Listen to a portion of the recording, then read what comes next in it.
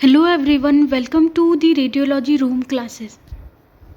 आज हम लोग डिस्कस करेंगे फिल्म स्क्रीन रेडियोग्राफी पे बेस्ड एमसीक्यूज को आज हम लोग डिस्कस करने वाले हैं। ठीक है, तो चलिए स्टार्ट करते हैं। पहला सवाल है हमारा, विच of the following is the latent image centre for radiographic film. इनमें से कौन सा लेटेंट इमेज सेंटर है हमारी रेडियोग्राफिक फिल्म में? Phosphor layer, polyester base, detector element और सेंसिटिविटी पीक। जैसा कि आपको पता है कि हमारी जो रेडियोग्राफिक फिल्म होती है उसके अंदर हमारी क्या होती है, डिफरेंट लेयर्स होती है। जैसे कि बेस होता है, ठीक है, एडेसिव लेयर होता है, इमल्शन होता है, ठीक है, प्रोटेक्टिव लेयर होती है। तो ये हमारी फिल्म की जो है डिफरेंट लेयर्स होती है। और जो सबसे इंपॉर्टेंट लेयर होती है हमारी रेडियोग्राफिक फिल्म की, वो कौन सी लेयर होती है हमारी? वो होती है हमारी इमल्शन लेयर, ठीक है, जिसके अंदर हमारे प्रेजेंट होते हैं EGBR क्रिस्टल्स। और ये जो हमारी इमल्शन लेयर होती है, ठीक है, इसके अंदर जो हमारे क्रिस्टल्स प्रेजेंट होते हैं, ठीक है, इमल्शन लेयर के अंदर हमारे EGBR के क्रिस्टल्स प्रेजेंट होते हैं। उसके अलावा हमारा क्या प्रेजेंट होता है? जिलेटिन प्रेजेंट होता है। इसके अलावा हम लोग क्या करते हैं, इस लेयर के अंदर हमारी जो फिल्म होती है, इमल्शन लेयर जो होती है हमारी फिल्म में, उसके अंदर हम लोग क्या करते हैं, इम्प्योरिटी जो है वो ऐड कर देते हैं। ठीक है, इम्प्योरिटी जैसे कि अलाइल सल्फर यूरिया जो होता है इसके अंदर हम लोग ऐड करते हैं। ठीक है, सल्फर से रिलेटेड कंपाउंड्स को हम लोग ऐड करते हैं, जिसकी वजह से क्या होता है, हमारी जो फिल्म होती है, ठीक है, उसके अंदर ये जो क्रिस्टल्स होते हैं उसके अंदर हमारा क्या होता है, इन इम्प्योरिटी की वजह से हमारा एक क्रिएट हो जाता है सेंसिटिविटी स्पेक। क्या क्रिएट हो जाता है? सेंसिटिविटी स्पेक क्रिएट हो जाता है, जो कि हमारा इम्प्योरिटी का रीज़न होता है। ठीक है, और ये जो रीज़न होता है हमारा, ये क्या करता है, इलेक्ट्रॉन्स जो होते हैं हमारे उनको अट्रैक्ट करने का काम करता है। ठीक है, ये हमारे EGBR के क्रिस्टल से Br माइनस की फॉर्म में, Eg प्लस की फॉर्म में प्रेजेंट रहता है। और जब हमारी एक्सरेज आके टकराती हैं तो ये जो Br होता है हमारा, Br माइनस, इससे क्या होता है, हमारा इलेक्ट्रॉन सेपरेट हो जाता है और जो कि अट्रैक्ट होता है हमारा इस सेंसिटिविटी स्पेक पे। और इन इलेक्ट्रॉन्स के कलेक्ट होने की वजह से, ठीक है, हमारा क्या होता है, लेटेंट इमेज का फॉर्मेशन होता है। तो इसलिए हमारे जो लेटेंट इमेज के लिए फॉर्मेशन है, ठीक है, फिल्म के अंदर, वो कौन सा है, हमारा सेंसिटिविटी स्पेक।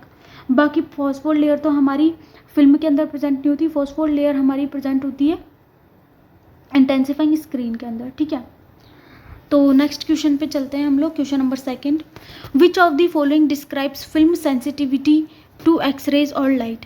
इनमें से कौन सी टर्म है जो कि डिस्क्राइब करती है फिल्म सेंसिटिविटी और लाइट को? फिल्म सेंसिटिविटी और लाइट को जो हमारी डिस्क्राइब करती है वो होती है हमारी स्पीड। स्पीड हमें बताती है कि जो हमारी फिल्म है, ठीक है, वो कितनी सेंसिटिव है हमारी एक्सरेज से। ठीक है, इसके बारे में कौन बताती है? हमारी स्पीड बताती है। ठीक है, लैटिट्यूड जो है हमें किसके बारे में बताता है? रेंज ऑफ एक्सपोजर्स के बारे में बताता है, which are suitable for the optical densities in the range of the diagnostic. ठीक है, ये हमें कौन बताता है? लैटिट्यूड बताता है। तो इस क्वेश्चन का जो आंसर होगा वो होगा हमारा स्पीड। स्पीड जो होती है हमें डिस्क्राइब करती है about the film sensitivity to X-rays और लाइट। अब हमारी जो फिल्म होती है स्पीड के बेसिस पे हमारी डिफरेंट टाइप्स में डिवाइडेड है, जैसे कि स्लो स्पीड, फास्ट स्पीड, ठीक है, इस तरीके से मीडियम स्पीड। तो जो हमारी फास्ट स्पीड फिल्म होती है, ठीक है, अगर हम उसमें लो एक्सपोजर भी देते हैं, अगर हम फास्ट स्पीड फिल्म का यूज़ करें और अगर हम उसमें लो एक्सपोजर्स का भी यूज़ करें तो भी हमें क्या मिलेगी, जो इमेज क्वालिटी हमें देखने को मिलेगी वो प्रॉपर मिलेगी। ठीक है, तो इस तरीके से जो है हमारी फिल्म सेंसिटिविटी को हम स्पीड से डिफाइन करते हैं। अगले क्वेश्चन पे चलते हैं, क्वेश्चन नंबर 3 पे, intensifying screens are use to. Intensifying screen जो होती है उनका किस लिए यूज़ किया जाता है? To decrease the patient exposure, increase recorded detail, increase film latitude और डिक्रीज कॉन्ट्रास्ट। तो जो हमारी इंटेंसिफाइंग स्क्रीन्स होती है, ठीक है, उनको हम क्या करते हैं, फिल्म के साथ यूज़ करते हैं। ये हमारी फिल्म है, ठीक है, और फिल्म के दोनों तरफ हम क्या लगाते हैं, इंटेंसिफाइंग स्क्रीन को लगाते हैं। इंटेंसिफाइंग स्क्रीन का यूज़ इसलिए किया जाता है क्योंकि इंटेंसिफाइंग स्क्रीन जो होती है वो क्या करती है, जब इंटेंसिफाइंग स्क्रीन के ऊपर हमारी एक्सरेज आके टकराती है तो ये जो एक्सरेज है वो क्या हो जाती है, हमारी विजिबल लाइट में कन्वर्ट हो जाती है। अगर हमारी एक एक्सरे का फोटोन आके यहाँ पे टकराएगा इंटेंसिफाइंग स्क्रीन से तो ये क्या कर देगा, इसको बहुत सारी विजिबल फोटोन्स के अंदर कन्वर्ट कर देगा। ठीक है, और फिर ये जो विजिबल फोटोन्स होते हैं ये हमारे जाके इंटरेक्ट करते हैं किसके साथ, फिल्म के साथ। तो एक एक्सरे फोटोन से हमारे क्या हो रहे हैं, बहुत सारे विजिबल फोटोन्स प्रोड्यूस हो रहे हैं, जिसकी वजह से क्या होता है, हम पेशेंट की जो डोज होती है वो क्या होती है, रिड्यूस हो जाती है। क्योंकि हमारा एक फोटोन जो है वो खूब सारे विजिबल फोटोन्स को प्रोड्यूस कर रहा है, तो इस वजह से हम क्या कर सकते हैं, हमारा जो एक्सपोजर होता है, हमारा जो पेशेंट को जो हम एक्सपोजर देते हैं MS, उसको हम क्या कर सकते हैं, रिड्यूस कर सकते हैं। इस वजह से इंटेंसिफाइंग स्क्रीन का काम क्या होता है, डिक्रीज करना पेशेंट की डोज को, पेशेंट एक्सपोजर को। अगले क्वेश्चन पे चलते हैं, क्वेश्चन नंबर 4 पे। The ability to emit light only when stimulated by X-rays is known as. जो हमारी एबिलिटी होती है लाइट को स्टिमुलेट करने की, ठीक है, रिलीज करने की एक्सरेज से, उसको हम क्या बोलते हैं, फोस्फोरेसेंस बोलते हैं, सेंसिटोमेट्री बोलते हैं, कन्वर्जन एफिशिएंसी बोलते हैं, या फिर फ्लोरोसेंस बोलते हैं। तो ये जो एबिलिटी होती है कि लाइट को एमिट करने की, जब हम एक्सरे से स्टिमुलेट करें तो उसको हम बोलते हैं फ्लोरोसेंस। और ये जो फ्लोरोसेंस होता है ये क्रिएट होता है हमारा विद इन दी 10⁻⁸ सेकेंड, ठीक है। ये कोई हमारा फॉस्फोर है, ठीक है, ये कोई भी हमारा मटेरियल है, इसको हमने क्या किया, हमने इसको किया एक्सरे से एक्सपोज। और जब हम इसको एक्सरे से एक्सपोज करें तो ये क्या कर रहा है, हमारी लाइट को एमिट कर रहा है, इसी को हम क्या बोलते हैं, फ्लोरोसेंस बोलते हैं, ठीक है। बाकी फॉस्फोरेसेंस क्या होता है, फॉस्फोरेसेंस भी यही होता है, ठीक है, लेकिन ये होता है हमारा ग्रेटर देन 10⁻⁸ सेकेंड के लिए, ठीक है। अगले सवाल पे चलते हैं, क्वेश्चन नंबर 5 देखते हैं हम लोग। Which reducing agent acts slowly to produce the higher densities on a film radiograph. कौन सा रिड्यूसिंग एजेंट है जो कि स्लोली काम करता है हायर डेंसिटीज प्रोड्यूस करने के लिए फिल्म रेडियोग्राफ पे। अमोनियम थायोसल्फेट, हाइड्रोक्विनोन, फिनिडोन और सीजियम आयोडाइड। तो जो हमारा हाइड्रोक्विनोन होता है, ठीक है, हाइड्रोक्विनोन जो होता है वो हमारा किस में यूज़ किया जाता है, हमारे डेवलपर में प्रेजेंट होता है, जिसका काम क्या होता है, रिडक्शन करना, ठीक है। रिड्यूसिंग एजेंट का ये काम करता है। हमारे जो Eg+ जो हमारा प्रेजेंट होता है फिल्म के अंदर, उनको क्या करता है, ये इलेक्ट्रॉन प्रोवाइड करता है और कन्वर्ट कर देता है सिल्वर के अंदर, जिसकी वजह से हमारी फिल्म क्या होती है, हमें ब्लैक अपीयर होती है। ब्लैक जो डेंसिटी आती है वो हमारी इसी वजह से होती है। तो ये काम होता है हमारा हाइड्रोक्विनोन का। अमोनियम थायोसल्फेट जो होता है ये हमारा प्रेजेंट होता है किसके अंदर, फिक्सर के अंदर, ठीक है। फिनिडोन जो होता है ये भी हमारा जो है डेवलपर के अंदर ही प्रेजेंट होता है, ठीक है, बट ये फास्ट एक्ट करता है, ठीक है। तो नेक्स्ट क्वेश्चन पे चलते हैं हम लोग। What chemical agent is responsible for clearing the unexposed silver halide crystals during film processing. Film processing के दौरान कौन सा केमिकल एजेंट होता है जो कि अनएक्सपोज्ड सिल्वर हैलाइड क्रिस्टल्स को रिमूव करने का काम करता है। अमोनियम थायोसल्फेट होता है, हाइड्रोक्विनोन होता है, फिनिडोन होता है या सीजियम आयोडाइड होता है। अभी मैंने आपको बताया हाइड्रोक्विनोन तो क्या करता है, हमारा एज अ रिड्यूसिंग एजेंट काम करता है, जो कि प्रेजेंट होता है हमारा डेवलपर सॉल्यूशन के अंदर। जो हमारा अमोनियम थायोसल्फेट होता है, ठीक है, इसका काम क्या होता है, इसका काम होता है कि जो हमारे अनएक्सपोज्ड सिल्वर हैलाइड क्रिस्टल्स होते हैं, जब हम फिल्म को क्या करते हैं, एक्सपोज करते हैं, ठीक है, तो उस टाइम पे कुछ ऐसे क्रिस्टल्स भी होते हैं जो हमारे एक्सरे से एक्सपोज नहीं होते, ठीक है, उनको जो है फिल्म से रिमूव करना बहुत इंपॉर्टेंट होता है। अगर हम उनको रिमूव नहीं करेंगे तो वो क्या करेंगे, हमारी फिल्म की जो क्वालिटी है उसको क्या कर देंगे, रिड्यूस कर देंगे। तो ये जो अमोनियम थायोसल्फेट होते हैं उन अनएक्सपोज्ड सिल्वर हैलाइड क्रिस्टल्स के साथ क्या करते हैं, ऐड करते हैं, उनके साथ रिएक्ट करते हैं और सिल्वर अमोनियम थायोसल्फेट का फॉर्मेशन करते हैं और फिर क्या होता है, फिल्म से उनको रिमूव कर देते हैं। तो ये फंक्शन होता है हमारा किसका, अमोनियम थायोसल्फेट का, ठीक है। और ये हमारा प्रेजेंट होता है किसके अंदर, फिक्सर सॉल्यूशन के अंदर, ठीक है। अगले सवाल पे चलते हैं। Which automatic processing system primarily maintains the chemical activity level. कौन सा ऑटोमेटिक प्रोसेसिंग सिस्टम है जो कि प्राइमरीली मेंटेन करता है केमिकल एक्टिविटी लेवल को। Replenishment, stand by control, recirculation और क्वालिटी कंट्रोल। तो जो हमारा ऑटोमेटिक प्रोसेसिंग सिस्टम होता है, या ऑटोमेटिक हो या फिर हमारा मैनुअल प्रोसेसिंग सिस्टम हो, हमें क्या करना होता है, हमारी जो केमिकल्स की क्वालिटी और जो क्वांटिटी होता है उनको क्या करना होता है, हमें मेंटेन करना होता है, ताकि हमारी जो फिल्म जो है उनकी भी जो क्वालिटी है हमारी मेंटेन रहे, ठीक है। तो हम डिफरेंट केमिकल्स का यूज़ करते हैं, जैसे कि डेवलपर का हम यूज़ करते हैं, फिक्सर का हम यूज़ करते हैं। तो ये जो हमारे केमिकल्स होते हैं, ठीक है, इनको जो है हमें क्या करना होता है, रिप्लेस करना होता है पर्टिकुलर टाइम के बाद। हम कुछ फिल्म्स को जब यूज़ कर लेते हैं तो इनकी क्वान्टिटी जो है क्या हो जाती है, रिड्यूस हो जाती है और क्वालिटी भी जो है रिड्यूस हो जाती है। तो इस वजह से हमें क्या करना होता है, इन केमिकल्स को रिप्लेस करना होता है। और उसी रिप्लेसमेंट को जो हम कंटिन्यूसली केमिकल एक्टिविटी लेवल जो है हमारा मेंटेन रहे, ठीक है, चाहे वो ऑटोमेटिक प्रोसेसिंग हो या फिर मैनुअल प्रोसेसिंग हो, वो उसके लिए हम क्या करते हैं, रेप्लेनिशमेंट करते हैं। रेप्लेनिशमेंट का मतलब है कि इसके अंदर हम केमिकल्स को क्या करते रहते हैं, ऐड करते रहते हैं, ठीक है, ताकि क्वालिटी और क्वांटिटी दोनों हमारी केमिकल्स की जो है मेंटेन रहे। तो उसको हम क्या बोलते हैं, रेप्लेनिशमेंट बोलते हैं। अगले सवाल पे चलते हैं, क्वेश्चन नंबर 8 पे। Why silver recovery necessary during film processing. Silver recovery जो है नेसेसरी क्यों होती है फिल्म प्रोसेसिंग के दौरान, क्योंकि ये एक नेचुरल प्रोसेस है, इसलिए it is toxic to the environment, it has monetary value और ऑल ऑफ द अबव। जो हमारी सिल्वर होती है, आपको पता है कि ये क्या है, हमारा एक इम्पॉर्टेंट नेचुरल रिसोर्स है।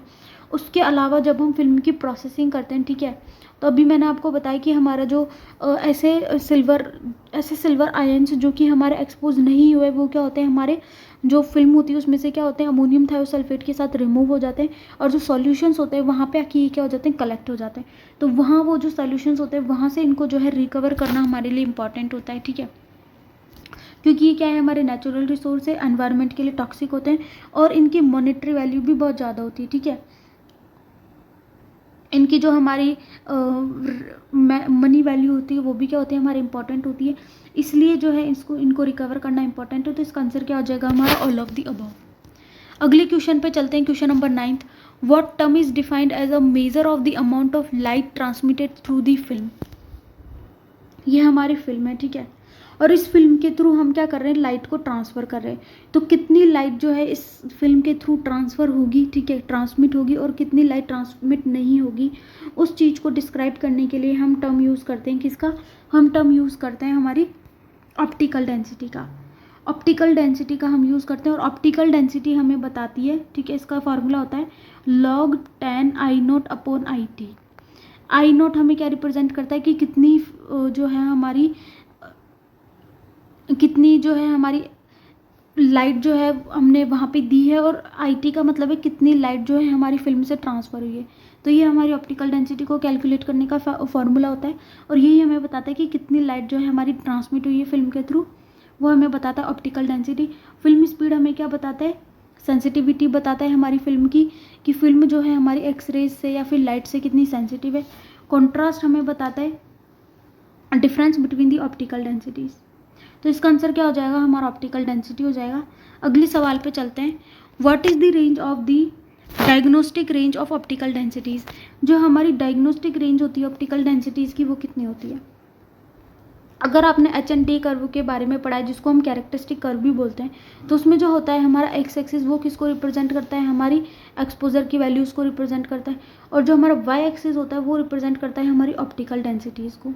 अगर आपने पढ़ा होगा कि इसमें क्या होता है, हमारा इस तरीके से एक कैरेक्टरिस्टिक कर्व बनता है, जो कि हमारा क्या होता है, सिग्मोइड शेप का होता है, सिग्मोइड शेप का होता है, और इसमें हमारा जो ये स्ट्रेट लाइन वाला पोर्शन होता है, इस टाइप से हमारा कर्व होता है ये, ठीक है, नीचे से थोड़ा सा कर्व्ड होता है, बीच में थोड़ा ये स्ट्रेट पार्ट होता है इसका, और ऊपर से भी ये कर्व्ड होता है। तो ये जो हमारा स्ट्रेट लाइन वाला पोर्शन होता है, ये क्या होती है, हमारी यूजफुल ऑप्टिकल डेंसिटीज़ होती है, ठीक है, और इसकी जो रेंज होती है हमारी, वो कितनी होती है हमारी, ये होती है हमारी 0.25 से लेकर 2.0 तक होती है। तो हमारी जो यूजफुल ऑप्टिकल डेंसिटी की रेंज होती है वो होते हैं हमारी 0.25 से 2.0। तो ऑप्शन के अकॉर्डिंग हमारा आंसर हो जाएगा 0.5 से 2.0। अगले सवाल पे चलते हैं। अगला सवाल है हमारा, a change of dash in optical density results from a change in the presence of light transmittance by a factor of 2।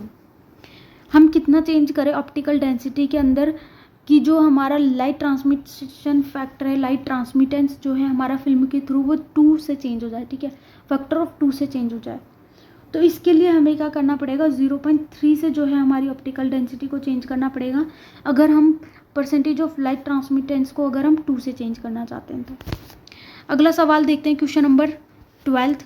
Changes in radiation exposure have the greatest effect on optical densities in which sensitometric range. कौन से range के अंदर हमारे optical densities में हमें greatest change देखने को मिलता है, ठीक है। तो ये मैंने अभी आपको बताया कि जो हमारी ऑप्टिकल डेंसिटी होती है, ठीक है, ये हमारे कैरेक्टरिस्टिक कर्व होता है, उसके वाई एक्सिस पे हम ऑप्टिकल डेंसिटी और एक्स एक्सिस पे हम एक्सपोजर को रिप्रेजेंट करते हैं, और जो हमारी यूजफुल रेंज होती है ऑप्टिकल डेंसिटी की, वो होती है हमारी कितनी, 0.25 से 2 तक। ये जो स्ट्रेट लाइन वाला पोर्शन होता है, ये हमारी यूजफुल ऑप्टिकल डेंसिटी को रिप्रेजेंट करता है, ठीक है।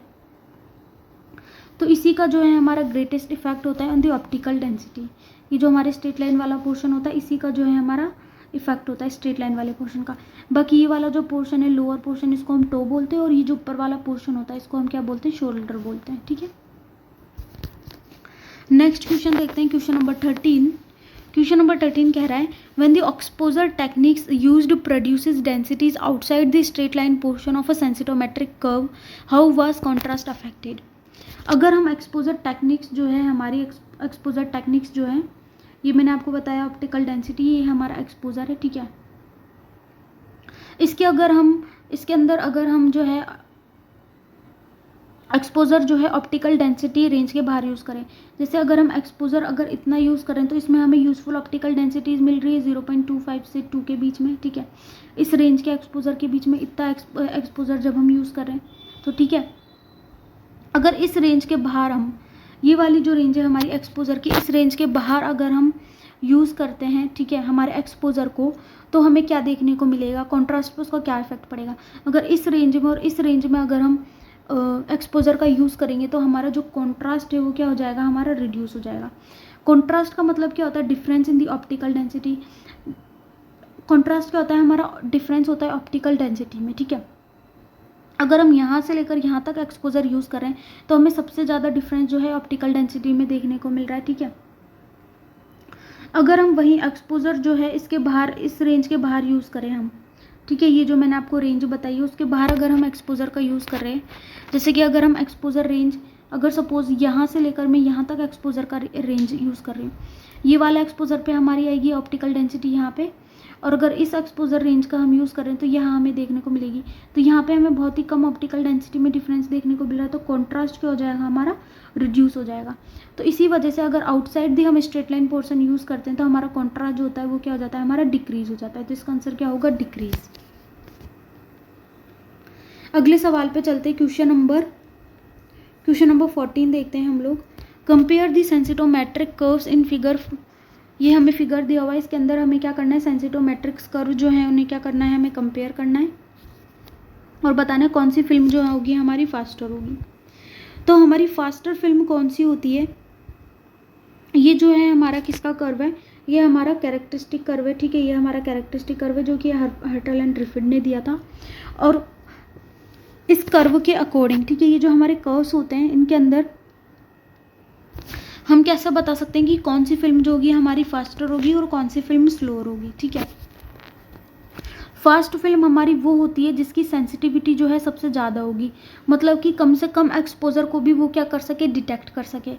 तो देखिए इसमें आप देख सकते हैं कि हमारा स्ट्रेट लाइन पोर्शन वाला पार्ट कौन सा, ये है, ये वाला हमारा ए वाला जो कर्व है उसका स्ट्रेट लाइन पोर्शन ये है, जो हमारा बी कर्व है उसका स्ट्रेट लाइन पोर्शन इतना है, ठीक है, डी वाले का इतना है और सी वाले का इतना है। तो जब हम जो हमारा ए वाली जो फिल्म है, ठीक है, उसके अंदर जब हम यहाँ से लेकर यहाँ तक जब हम एक्सपोजर देंगे, ठीक है, इस रेंज से लेकर इस रेंज तक एक्सपोजर देंगे तो हमें जो है सबसे ज़्यादा जो है ऑप्टिकल डेंसिटी में डिफरेंस देखने को मिल रहा है। और दूसरी बात, ठीक है, और दूसरी बात क्या है कि सबसे कम एक्सपोजर पे भी ये क्या कर रही है, हमारी फिल्म जो है हमें ऑप्टिकल डेंसिटी दे रही है जो हमारे लिए क्या यूज़फुल है। बाकी फिल्म जो है जब हम उनमें एक्सपोजर को इंक्रीज़ करेंगे, ठीक है, इसमें सपोज अगर यहाँ पे एक एक्सपोजर हमें देना पड़ रहा है, यहाँ पे 2, यहाँ पे 3, यहाँ पे 4, ठीक है, इस रेंज के लिए हमें, इस वाली रेंज के लिए, इस ऑप्टिकल डेंसिटी के लिए सबसे कम एक्सपोजर हमें कहाँ पे देना पड़ रहा है, ए वाले कर्व के अंदर हमें देना पड़ रहा है, ठीक है।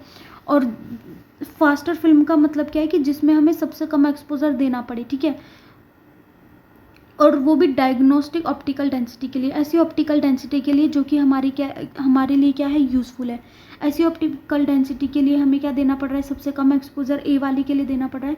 तो ए वाली फिल्म जो होगी हमारी क्या होगी, यहाँ पे सबसे फास्टर होगी। तो इसका आंसर क्या हो जाएगा, हमारा ऑप्शन ए हो जाएगा, ठीक है।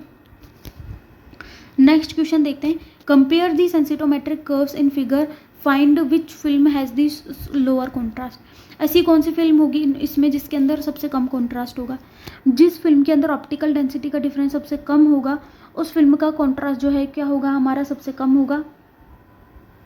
तो ये तो हमें वैसे ही पता चल रहा है कि हमारा जो ये डी वाला जो है, हमारा डी वाला जो कर्व है इसके अंदर स्ट्रेट लाइन वाला पोर्शन सबसे छोटा है, तो ऑप्टिकल डेंसिटी का डिफरेंस भी हमें सबसे कम किस में देखने को मिलेगा, डी में। ए वाले के अंदर आप देख सकते हैं कि इसका स्ट्रेट लाइन पोर्शन ज़्यादा है तो ऑप्टिकल डेंसिटी का डिफरेंस ज़्यादा है। बी वाले के अंदर भी हमें अच्छा खासा ऑप्टिकल डिफरेंस देखने को मिल रहा है, और सी वाले में भी हमें अच्छा खासा ऑप्टिकल डेंसिटी का डिफरेंस देखने को मिल रहा है। सबसे कम ऑप्टिकल डेंसिटी का डिफरेंस हमें कहाँ पे देखने को मिल रहा है, डी वाले के अंदर। और जहाँ पे सबसे कम ऑप्टिकल डेंसिटी का डिफरेंस होगा वहीं क्या होगा, हमारा कॉन्ट्रास्ट सबसे कम होगा, ठीक है, क्योंकि कॉन्ट्रास्ट का मतलब ही क्या होता है, डिफरेंस इन ऑप्टिकल डेंसिटी, ठीक है। जैसे कि मैं आपको एक एग्जांपल से इसको एक्सप्लेन करती हूँ, ठीक है। ये है हमारा पूरा, ये हमारा वाइट पेज है, ठीक है। इसके अंदर मैंने ये ब्लैक डॉट बनाया, ये जो ब्लैक डॉट है मैंने किसके ऊपर बनाया, इस वाइट पेज के ऊपर, ठीक है। तो कॉन्ट्रास्ट होने की वजह से ये जो ब्लैक और ये जो वाइट है हमारा, ठीक है, ये क्या हो पा रहा है हमारा, इजीली डिफ्रेंशिएट हो पा रहा है। तो ये क्या हो गया हमारा, कॉन्ट्रास्ट हो गया। अगर इसी ब्लैक डॉट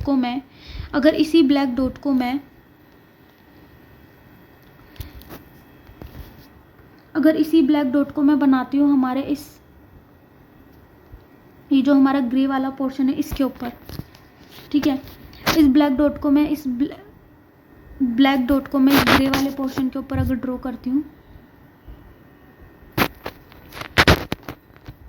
तो देखिए कॉन्ट्रास्ट यहाँ पे हमें कम देखने को मिल रहा है, ठीक है, क्योंकि दोनों की ऑप्टिकल डेंसिटी में डिफरेंस क्या है, कम है, जबकि कॉन्ट्रास्ट हमें यहाँ पे ज़्यादा देखने को मिल रहा है इन कंपेरिजन टू दिस। तो इससे आई थिंक आपको क्लियर हो गया होगा कि मैं क्या समझाना चाह रही हूँ आपकी, कोई कॉन्ट्रास्ट क्या होता है। जहाँ पे हमें जितना ज़्यादा डिफरेंस देखने को मिल रहा है, ठीक है, वो होता है उतना ज़्यादा हमें कॉन्ट्रास्ट देखने को मिलता है, ठीक है। तो इसका आंसर क्या हो जाएगा, हमारी फिल्म डी जो होगी उसका सबसे कम कॉन्ट्रास्ट हमें देखने को मिलेगा। बाकी हमारा 16th क्वेश्चन हम लोग देखते हैं। Film B has an exposure speed of 1.5 and film A has an exposure speed of 1.2 is there a difference in film speed, क्या दोनों की फिल्म में डिफरेंस होगा फिल्म स्पीड में, और अगर होगा तो कितना होगा। इसका आंसर आपको देना है कमेंट बॉक्स में, ठीक है। और अगर आप हमारे टेलीग्राम चैनल से जुड़ना चाहते हैं तो उसका लिंक भी जो है डिस्क्रिप्शन बॉक्स में दिया हुआ है। बाकी अगर आपको वीडियो पसंद आती है तो चैनल को सब्सक्राइब करें, लाइक करें और शेयर करें, ठीक है। And thank you for watching.